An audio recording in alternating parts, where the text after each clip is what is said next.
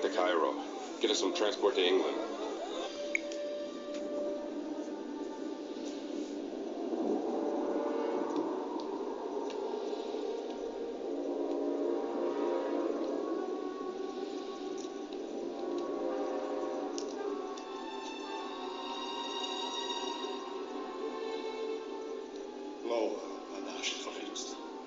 Flo al-Bahr la-in samikhna. Tihu al-Har shot. Right there shot. Riyana Hakis. Shmei Hadisha Akira. Tushbakhan.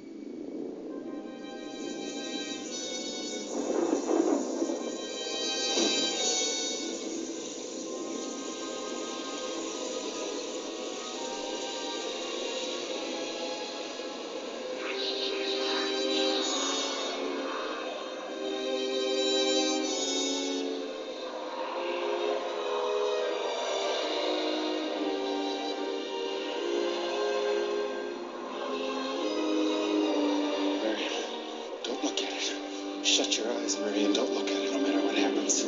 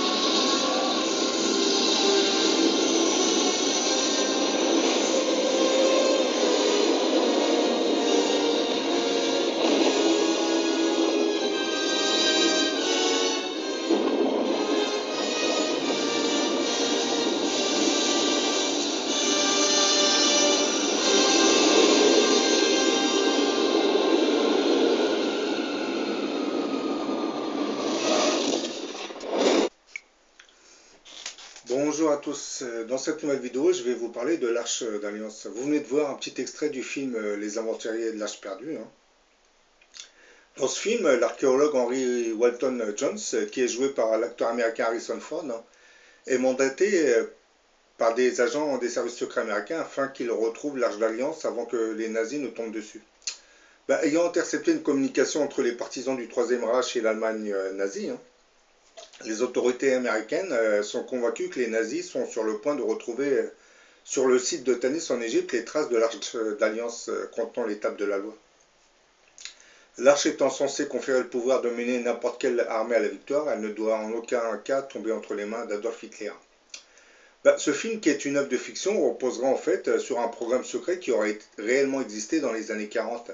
Hitler aurait lancé plusieurs expéditions à travers le monde afin de récupérer certains objets mystiques et légendaires qui semblaient être chargés d'une certaine aura divine.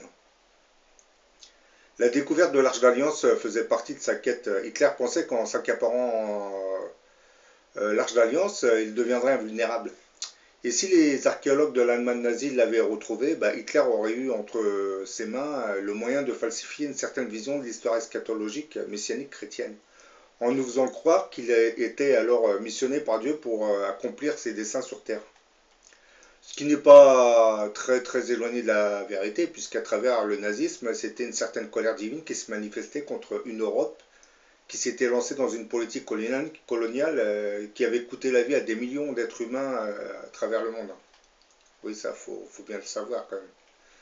Mais alors, où se trouverait l'Arche d'Alliance?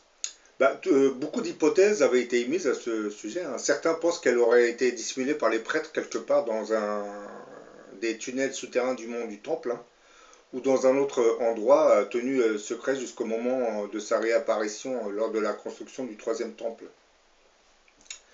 C'est l'une des raisons qui nous explique pourquoi les autorités israéliennes, sous l'influence des juifs nationalistes ultra-orthodoxes, avaient lancé depuis plusieurs années un vaste chantier de recherche archéologique sous l'esplanade de la mosquée Al-Aqsa. Ces religieux juifs sont tellement aveuglés par leur nationalisme qu'ils en avaient oublié les textes bibliques qui nous expliquaient pourquoi la colère divine avait détruit par 2 fois ce temple à cause de l'éloignement de la foi des Hébreux de l'époque.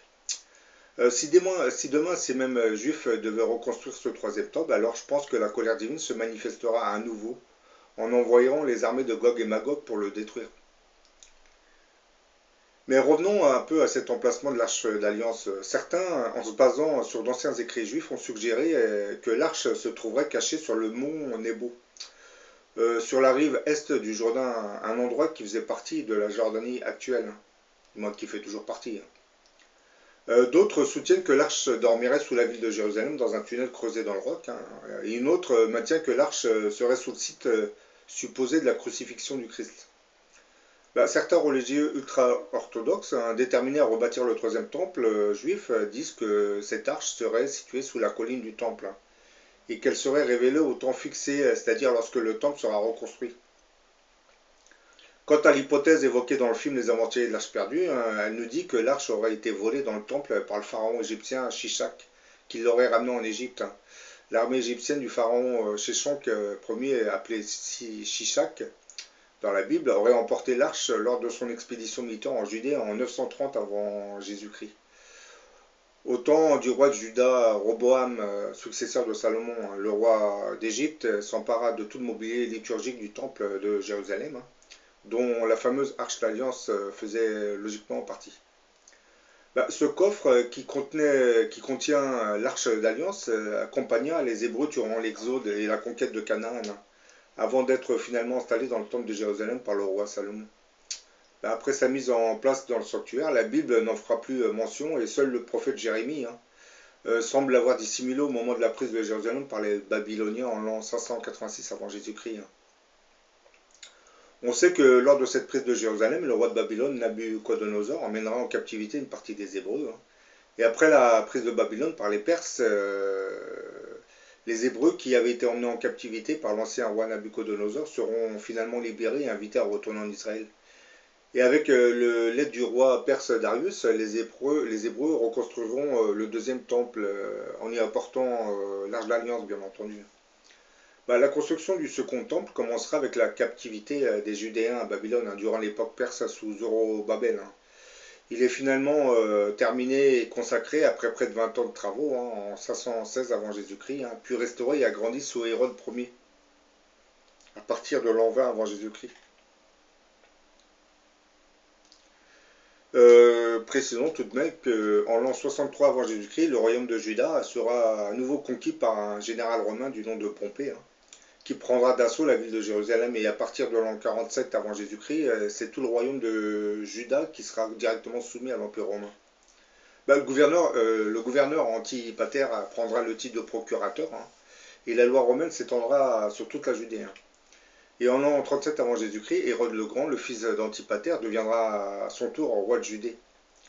Hérode était le défenseur des intérêts romains en Judée, devenant roi allié de l'Empire romain, bien entendu. Ce qui explique pourquoi beaucoup de juifs le détestaient, ce roi Hérode. C'était un peu un collabo avec l'Empire romain. En l'an 20 avant Jésus-Christ, le roi Hérode ordonnera la construction d'un nouveau temple afin de remplacer le modeste temple que les Juifs avaient bâti à leur retour d'exil. Le culte s'y établira dès l'an 18 avant Jésus-Christ, mais l'aboutissement de la réalisation ne sera qu'en 64 après Jésus-Christ. Quelques années avant la première révolte juive qui verra la destruction de ce temple en l'an 70 après Jésus-Christ. On sait entre autres que, c'est-à-dire par le témoignage du général romain Pompée, qu'il n'y avait plus d'arche dans le second temple. Il trouva le Saint des Saints totalement vide. Nous étions en l'an 70 après JC.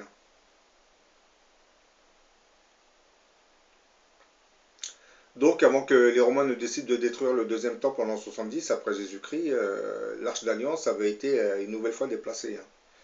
Et depuis, l'arche d'alliance est restée cachée.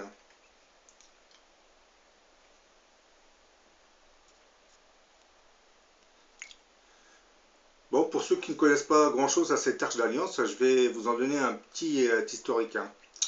L'arche d'alliance est avant tout un coffre qui contiendrait, d'après les écrits bibliques, l'étape de la loi donnée par Dieu à Moïse sur le mont Sinaï, l'étoffe qui entourait Moïse quand il avait été recueilli par les filles de Pharaon, et le bâton de Moïse avec lequel il affronta le Pharaon. Pour ceux qui ont vu le film Les 10 Commandements, on y voit la fameuse scène du mont Sinaï, pendant que Moïse recevait l'étape de la loi ordonnée par Dieu sur la montagne. Une partie des Hébreux, lassés d'attendre Moïse, qui ne revenait pas, décideront pendant son absence de faire fabriquer une idole à l'effigie du taureau qu'ils vénèrent.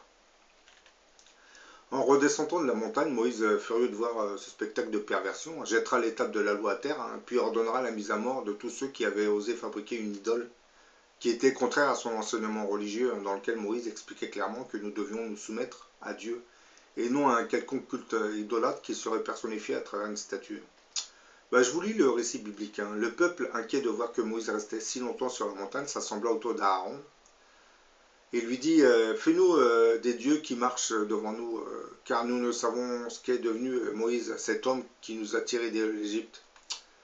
Aaron eut la faiblesse de céder à leur demande. Il fit apporter tous les pendants d'oreilles et autres bijoux, les fit fondre ensemble et en fit un veau d'or qui était en réalité un taureau vénéré par les Égyptiens. Alors le Seigneur dit à Moïse, descends de la montagne car ton peuple s'est écarté de la voie que tu leur as montrée. Arrivé près du camp, Moïse aperçut le veau d'or et le peuple qui dansait autour en chantant.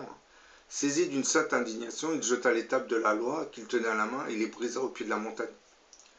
Il prit ensuite l'idole, la mit dans le feu et la réduisit en poudre qu'il répandit dans l'eau que buvait le peuple. Puis Moïse appela les enfants de Lévi, restés fidèles à Dieu, et leur ordonna de punir les idolâtres. Les hommes de la tribu de Lévi prirent les armes et allant et venant à travers le camp tuèrent environ plus de 3000 coupables. Après la punition des adorateurs du veau d'or, Moïse par l'ordre de Dieu tailla 2 tables de pierre semblables à celles qu'il avait brisées et les porta sur le mont Sinaï. Comme la première fois, il resta sur cette montagne 40 jours et 40 nuits.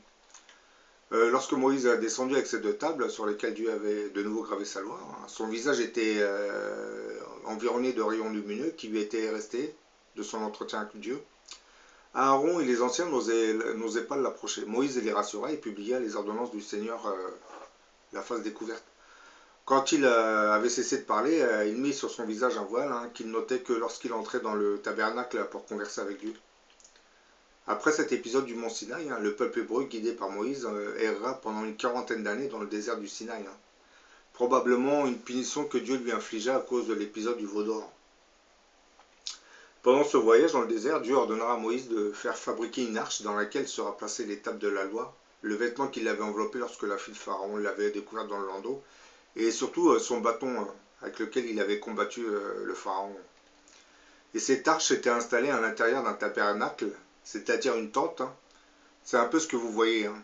Devant cette tente, les Hébreux y avaient placé des sortes de petits bancs, le tout étant entouré par une barrière.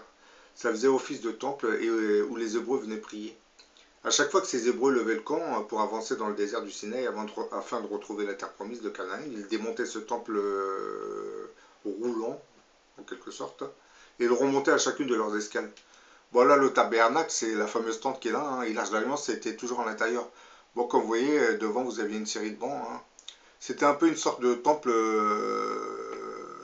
démontable qui était conçu.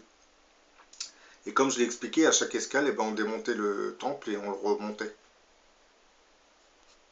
Bon, là, vous avez une autre image, une autre photo du tabernacle, hein. C'est la fameuse tente où était intégrée l'Arche d'Alliance, hein.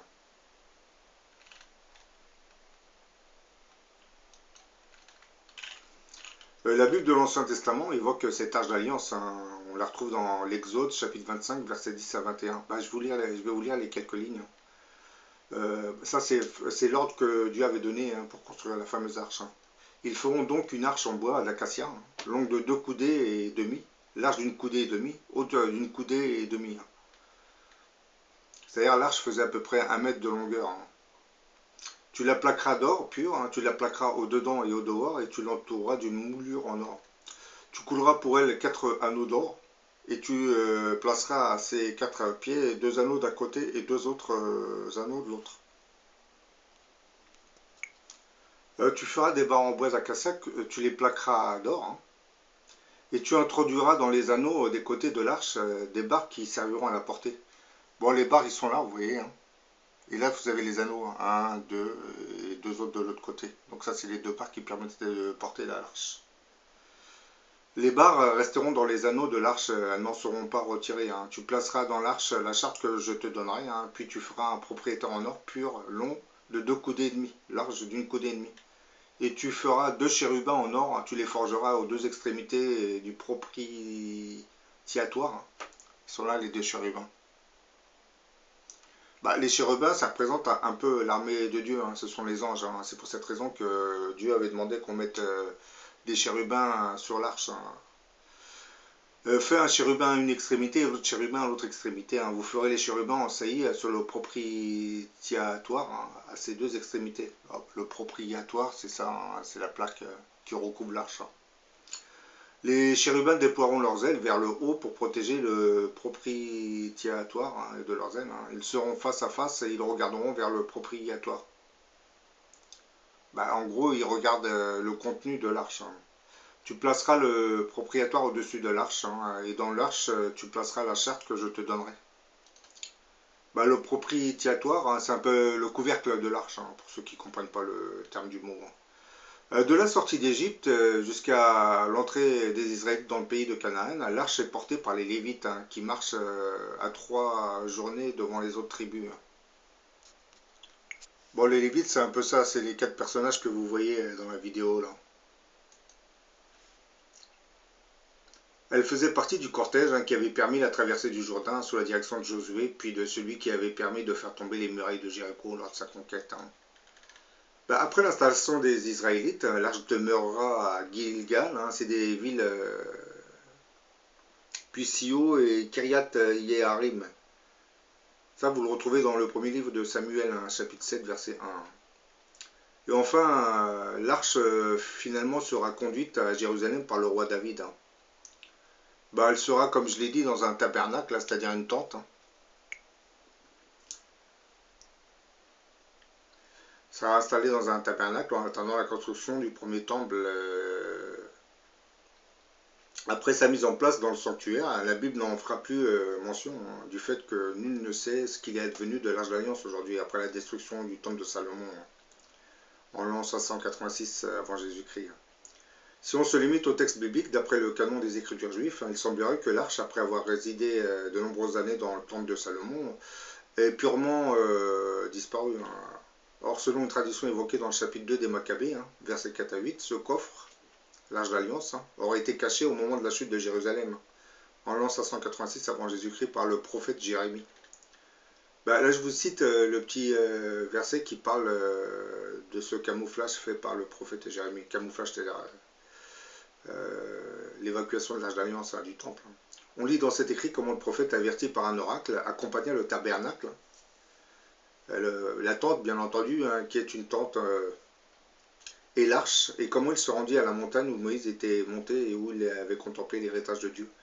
Bon, en langage plus clair, le prophète Jérémie, aidé d'autres Hébreux, avait démonté la tente et avait tout emmené dans un endroit tenu secret. Et comment, bon là, on nous dit comment il se rendit à la montagne où Moïse était monté, hein, et d'où il avait contemplé l'héritage de Dieu. Arrivé là, Jérémie trouva une habitation en forme de grotte. Hein. Il introduisit la tente, l'arche et l'autel, hein, des parfums, après quoi il obstrua l'entrée. Ben, quelques-uns de ses compagnons voulurent s'y rendre pour marquer le chemin par des signes, mais ils ne purent le retrouver. Ayant appris cela, le prophète Jérémie les blâma en leur disant ce lieu doit rester inconnu jusqu'à ce que Dieu ait accompli le rassemblement de son peuple.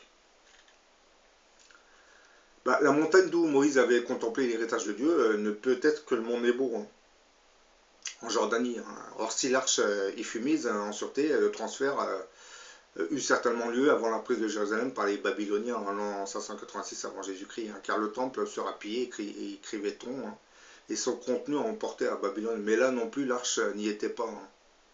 C'est-à-dire, elle n'était pas dans l'inventaire du butin des Babyloniens. Hein. Ce qui, bien entendu, laisse supposer qu'elle avait été déplacée. Hein. Bah oui, c'est ce que le prophète Jérémie avait fait. Donc, il l'avait cachée sous le mont Nebo, d'après le récit biblique. Bah, c'est en se fondant sur ces récits bibliques qu'en 1931, un explorateur américain du nom d'Antonia Fueterer partira prospecter autour du mont Nebo. Et à son retour, il déclara avoir il visitait une galerie souterraine qui se terminait par une porte murée sur laquelle était gravée une inscription en hébreu signifiant « Ici repose l'arche dorée ». Mais l'explorateur n'avait pas eu la possibilité de poursuivre ses recherches. Quelques 50 ans plus tard, en 1981, un archéologue amateur américain, Tom Kreutzer, entreprendra, lui, de poursuivre cette exploration hein, sous le mont Pisgah, voisin du mont Nebo. Hein. Kreutzer va découvrir effectivement un tunnel qui va mener à une porte murée, telle que son prédécesseur l'avait décrit. Bah, il traversa le mur et pénétra dans une crypte de forme cubique. Hein. Cette salle contenait une grande caisse de métal doré, hein, qui lui paraissait correspondre en tout point à l'arche biblique. Kreutzer examina attentivement l'objet et sans oser y toucher, hein, le mesura et en prit quelques photos. Il remarqua que le plafond de la chambre était percé d'un puits vertical, hein, ce conduit le reliait sans doute aux ruines d'une église byzantine hein, qui occupait le sommet du mont Pisgah et qui dépendait d'un monastère franciscain. Bah, l'explorateur se présenta alors à l'entrée du monastère, hein, il tentera d'intéresser les moines hein, franciscains hein, à sa trouvaille et d'obtenir des autorités jordaniennes un permis de fouille. Mais ces démarches ne vont pas aboutir et le contenu du tunnel du mont Pisgah ne sera pas réexploré. En parlant de cela, vous avez remarqué que depuis 1967, les Juifs, du moins les autorités israéliennes, avaient préféré garder la Cisjordanie.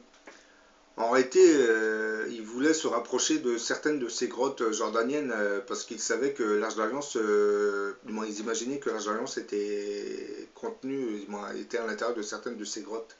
Mais comme vous le savez, la guerre des 6 jours leur a permis de prendre juste la Cisjordanie. Bah, ils auraient aimé prolonger leur conquête, mais bon, ils n'avaient pas eu le choix. C'est pour cette même raison qu'ils voulaient vraiment prendre certaines terres de la Jordanie. C'était pour ces fameuses grottes. Bah, une autre hypothèse suppose que l'arche n'aurait pas été dissimulée sous le mont Nebo, hein, mais serait demeurée dans les sous-sols de Jérusalem. Hein. Et partant de cette idée, hein, des explorateurs vont se mettre à prospecter dans la ville sainte. Hein. Le récit qui va suivre constitue un autre témoignage. Hein. En 1978, l'anesthésiste américain Ronald Wyatt, qui pratiquait l'archéologie en amateur sur des sites bibliques, se trouva à Jérusalem et visita la tombe du jardin.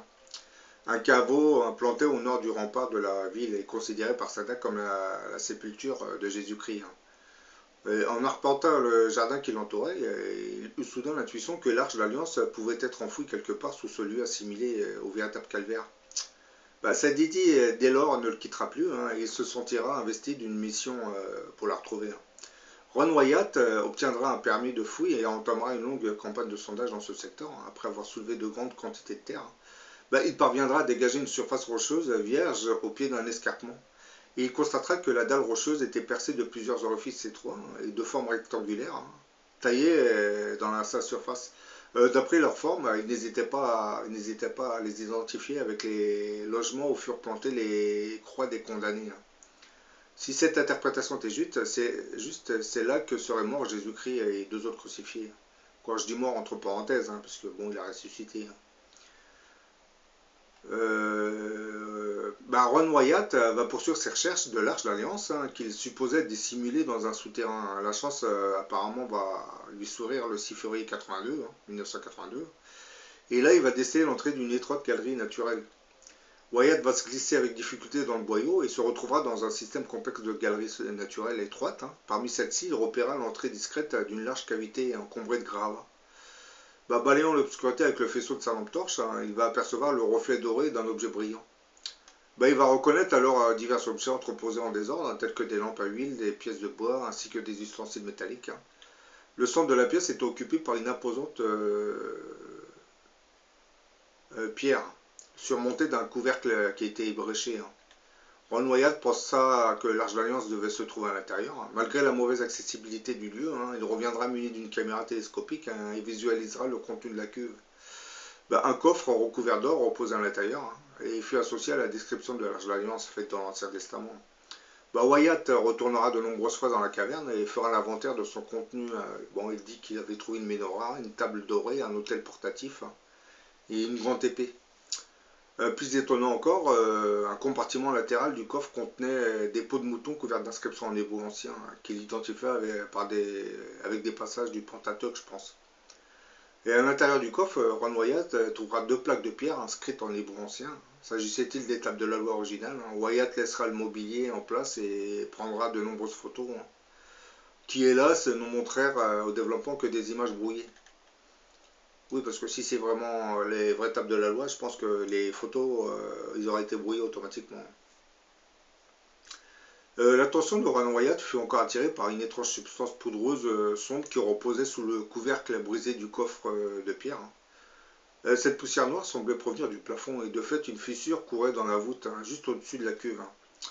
Wyatt devait vérifier plus tard qu'elle communiquait avec la surface du sol, hein, précisément au point où étaient creusés les orifices rectangulaires, où étaient censés avoir été mis les poutres des croix dont l'une avait crucifié le Christ, hein, du moins sur lequel était crucifié le Christ. Hein. La substance fut prélevée et confiée à un laboratoire d'analyse qui, après examen, conclut que cette matière était du sang humain ayant une composition assez anormale. La présence de ce sang suggéra aux fouilleurs qu'il devait provenir du corps de Jésus qui était suspendu à la croix. En effet, l'évangile de Matthieu précise que la mort de Jésus s'est accompagnée d'un tremblement de terre qui a provoqué une fissure du sol. Hein. Ça, vous le retrouvez dans Matthieu chapitre 27, verset 61. Hein. Et ainsi, le sang du condamné aurait coulé à travers la fissure avant d'atteindre la caverne et de tomber sur l'Arche d'Alliance. Une interprétation théologique fut avancée d'après laquelle le sang de l'agneau sacrifié avait coulé jusque sur l'autel divin. Là, ça voudrait dire l'autel divin, ça serait l'Arche d'Alliance. Tandis que l'exploration de la chambre souterraine se poursuivait, Ron Wyatt... oui... Ron Wyatt se disait, mais bon, l'étroitesse du chemin d'accès n'avait pas pu permettre l'entrée de ce coffre, hein, qui était quand même assez imposant. Hein. Donc il pensait que son transport initial avait dû se faire par un autre chemin. Donc Ron Wyatt va se mettre à rechercher des entrées à l'extérieur. Hein. Au fond de la caverne, il fut effectivement décelé l'entrée d'un large passage hein, obturé par de gros blocs rocheux. Ron Wyatt estima qu'il serait plus facile de chercher l'entrée principale à partir de l'extérieur. Hein. Par la suite, on décida de condamner de dissimuler l'accès de la caverne hein, qu'il avait emprunté. Hein. Et on tenta donc de repérer le tunnel d'origine en arpentant la surface du sol, mais où chercher hein. Plusieurs possibilités furent explorées sans trop de succès.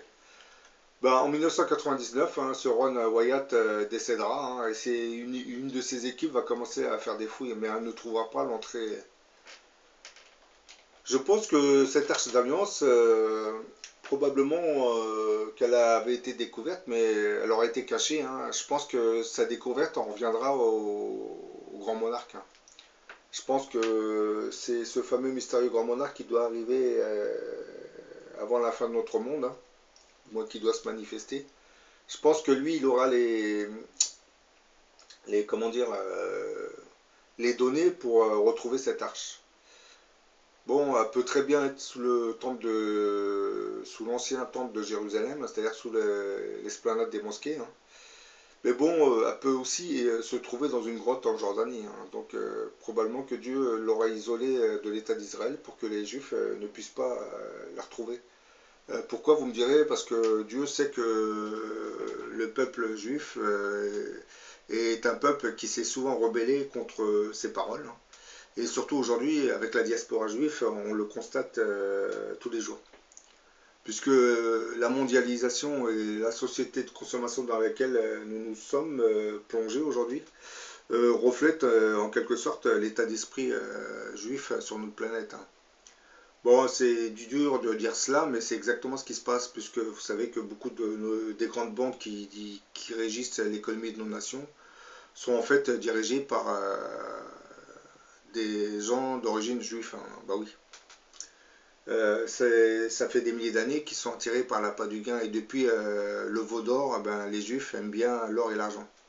Et comme je l'ai dit, après la destruction du temple de Salomon en l'an 70 après Jésus-Christ, hein, il s'est produit une diaspora qui a disséminé les juifs sur toute la planète, hein. Quand je dis toute la planète, c'est vraiment toute la planète, hein. Surtout les pays européens, les États-Unis, c'est-à-dire les pays qui sont devenus les plus riches, sont en fait contrôlés par cette minorité israélienne juive issue de la diaspora, hein. C'est flagrant. Mais bon, certains vont dire qu'on fait de l'antisémitisme. Ben non, on dit exactement ce qui se passe réellement sur notre planète, hein, parce que ceux qui parlent d'antisémitisme, je ne sais pas ce qu'ils vont devoir dire lorsque le grand monarque va se manifester. Puisque lui, lorsqu'il va apparaître, il aura des dossiers bien précis, hein, il aura des informations, puisque comme il sera l'œuvre de Dieu, il sera mandaté par le Créateur des mondes. Je pense que ceux qui vont l'entourer, du moins ses équipes, recevront des informations que le commun des mortels n'a pas. Des informations que les archéologues découvrent en creusant la terre, alors qu'eux, ils vont recevoir ça par écrit. Et probablement qu'ils recevront même des dessins ou des images qui proviennent j'allais dire des archives akashiques, mais c'est surtout que Dieu va envoyer certaines informations pour dire que ce monarque en réalité est envoyé par lui. Parce que si le grand monarque vient sans bagage, je ne sais pas ce qu'il va réellement en faire. Ce grand monarque, lorsqu'il va apparaître, il aura des bagages, hein. Et je pense que, comme je l'ai dit dans beaucoup de mes vidéos, ce mystérieux grand monarque naîtra au milieu de tout le monde, hein. Il n'aura pas connaissance de sa nature messianique. Et autour de lui, plusieurs équipes commenceront à travailler dans le plus grand secret. Et certaines de ces équipes vont commencer à recevoir des informations étranges et ils vont commencer à comprendre ce qui se passe réellement.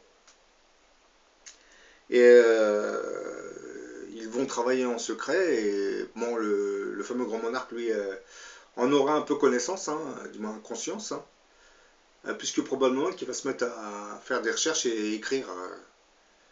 Et peut-être que certains de ces écrits seront édités dans le futur. Mais bon, quand je dis édité, c'est pas qu'un seul livret, hein. Je pense que c'est des gros livres. Moi, dans mon esprit, j'imagine un livre qui serait intitulé Apocalypse, hein. Parce que comme vous le savez, le mot Apocalypse veut dire révélation, hein. Donc je vois des gros tomes sur lesquels c'est écrit Apocalypse.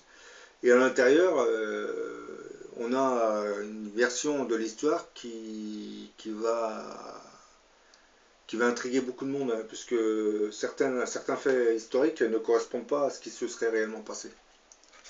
Et peut-être que dans ce livre, on va voir des détails bien précis sur la vie des prophètes, hein, des messies, hein, comme Mahomet, Jésus-Christ, Moïse. Parce que nous, on se base que sur les récits bibliques hébreux, mais comme vous le savez, eux, ils ont tendance à déformer certains écrits, hein, pour les amener vers leur intérêt bien précis. Par exemple, la destruction de temples, là, les juifs ultra-orthodoxes veulent reconstruire le troisième temple en occultant complètement le fait que les deux précédents avaient été détruits par la colère divine.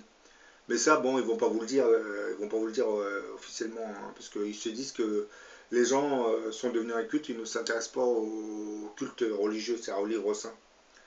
Bah, ils ne savent pas que dans la toile internet, vous avez qu'à taper Arche d'Alliance ou Temple et vous retrouverez ce qui s'est réellement passé, hein. Je pense que certains de ces juifs ultra-orthodoxes dans les années 80 ne devaient pas vraiment connaître l'internet qui allait se développer sur la planète, hein. Bon, je vous dis à la prochaine pour une autre vidéo.